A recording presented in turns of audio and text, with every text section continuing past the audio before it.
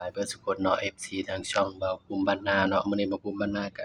สิมาตามแนวทางหวยลาวสไตล์พี่น้องเนาะสำหรับงวดวันที่4เนาะพี่น้องเนาะมาเบิ่งผลมันออกนำกันเลยเนาะครับเนาะสำหรับผลมันออกเนาะข้างบนออกข้างบนออก427บ่หรือว่า627นะพี่น้อง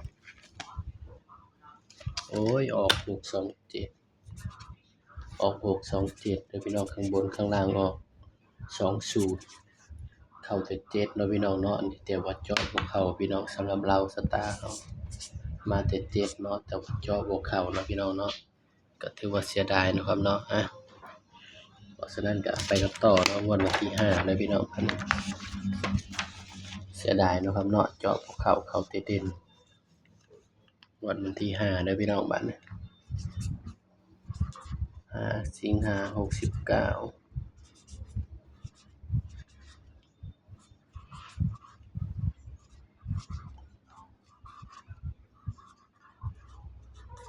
หวยลาวสตาร์เนาะครับเนาะเขียนบ่งามดอกพี่น้องลายมือบ่งาม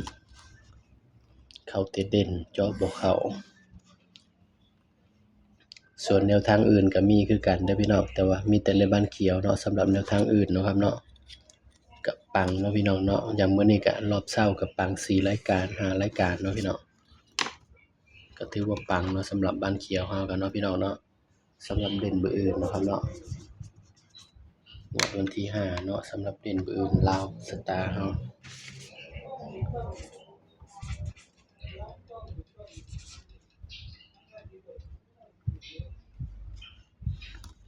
สำหรับเด่นเบอร์อื่นเด่น9กับ0เด้อพี่น้อง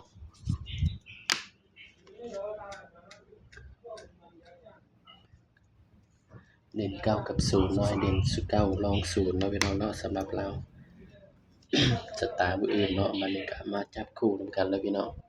ย้ำว่าตัวเลขก็เป็นเพียงแนวทางนะครับเด้อมีเข้ามีหลุดพี่น้องจับคู่นำกันเนาะ9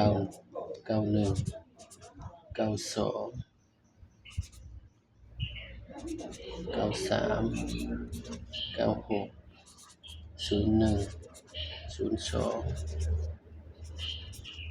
สำหรับเด่น9นะครับเนาะให้เด่น9เด้อพี่น้องย้ำว่าตัวเลขก็เป็นเพียงแนวทางนะครับเนาะมีเข้ามีหลุดพี่น้อง